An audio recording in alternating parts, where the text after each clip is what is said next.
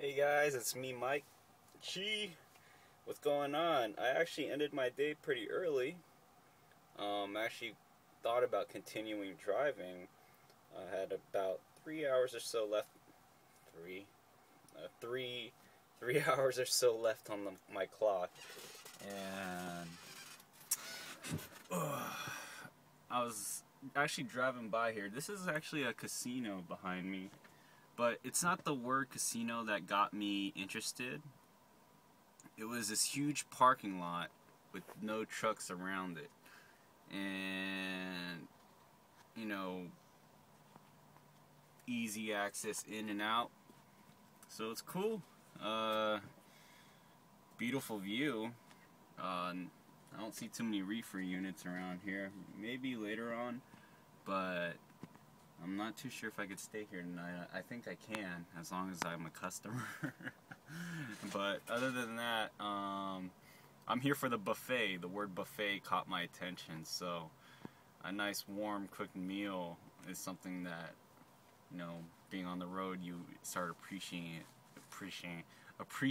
it a lot more. I've been eating, truck stop food, which isn't bad.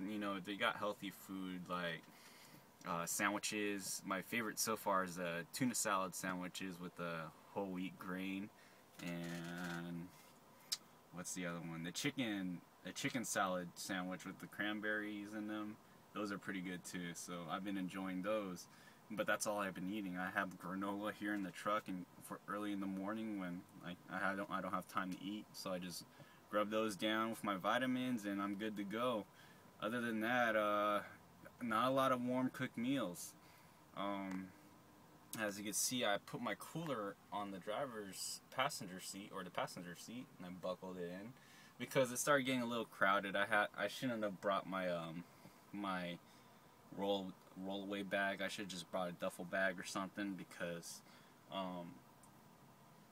actually no, I take that back. The rollaway is pretty cool because I use it as a nightstand. I actually sleep on the other end of the truck or the cab. Technically you're supposed to they designed it for you to sleep towards the driver's side, like your head's that way. My feet are on this side instead, and I'm sleeping that way. So that's just my personal preference. I just like that better. I don't know. But other than that, yeah, ended my day. I actually I'm heading back to Modesto and going down there doing a drop and hook. I got a load of empty pallets for Nestle pet food, believe it or not. So that's for Walmart. And seriously, these Walmart DCs have they're everywhere. Like there's one in the middle of nowhere in Apple Valley, then there's one over in Fontana, then there's one over here in Red Bluff, and they're everywhere. So Walmart's huge, believe it or not, and their drivers are the safest drivers on the road. Saw one pull up right next to me while I was waiting to get my ticket pulled for my drop, and right there's a star on there, and it shows 2 million safe miles. So you could tell that those guys drive a lot. Means you guys buy a lot. Yeah, that's right. But anyways, other than that, after Modesto, I'm doing another drop and hook unless I'm picking up an empty or bobtail. I might be bobtailing it over there unless they want me to pick up an empty. Then it would just be a hookup. And I'm heading my way back to Fontana for my off time. I think it's Wednesday. So Wednesday, Thursday. Today's Wednesday, tomorrow's Thursday, so that's going to be an all-day thing. Friday, I'm heading back home. And so Saturday would be my off day. So perfect for the weekend. I hope I don't get caught up in any traffic unless they decided to make me get a quick little small job inside, once I'm down there. Because if you haven't known, Fontana's like truck country. There's nothing but trucks over there.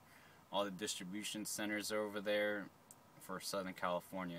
You name it, it's down there.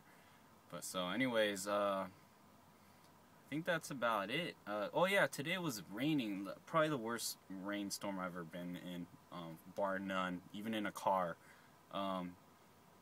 Stopped at Sacramento. It was a double that was it jackknifed and flipped over onto its side. And what was taking a while was it cracked its fuel tank. So there's diesel all over the freeway. And if you ever been to a truck stop and there's diesel on the ground, it's slippery. It's like almost like a gel, and your foot slips easy without even trying to even slip your foot. So that was a nasty little crash, and of course I was held up for about maybe an hour and a half or so, and I was kind of like, argh. Everyone was like that, and all the truckers. I should have had my CB radio with me. I actually bought one on Amazon, a cheap one for like $30 or something like that. And they're all talking on the radio. They're like, "Oh yeah, it's a double. It's on its side," and blah blah blah. And I'm like, "All right."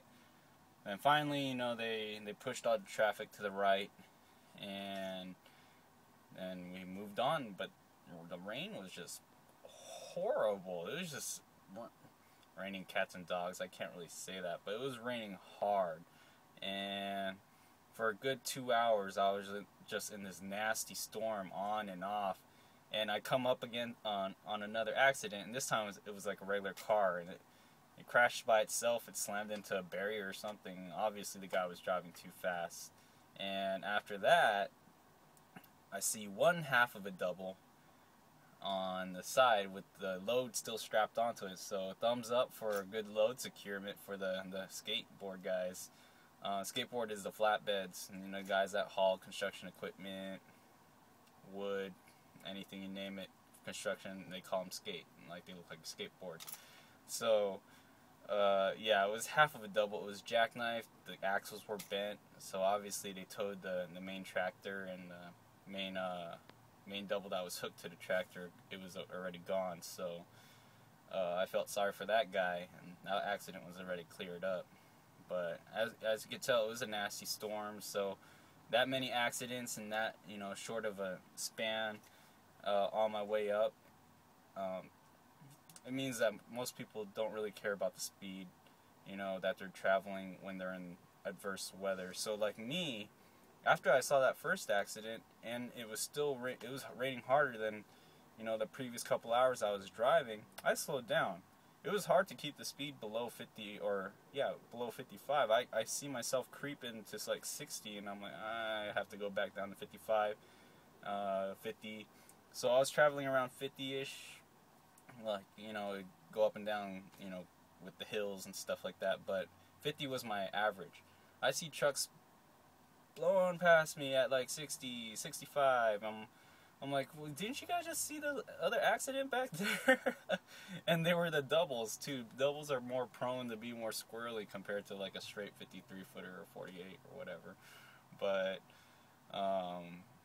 yeah, seriously, man, you guys gotta slow down. If you drive doubles, man, I understand you got like a time clock, but, you know, safety should be your priority. I mean, I'm a new guy in the industry, and I'm trying to play it safe, man. None of these loads are worth me crashing over, man. Anyways, guys, that's my day. I'm going to get some rest here, more than 10 hours, hopefully, because I ended the day good. And I'm actually going to go get a buffet right now. Just rest a little bit and enjoy my little time off here. Until then, I'll see you guys later, and hopefully I get some Wi-Fi so I could upload this and the other videos I made. So take care, guys. God bless. Take care. Again, love ya. Bye-bye. You know, I like doing this, you know? Wow.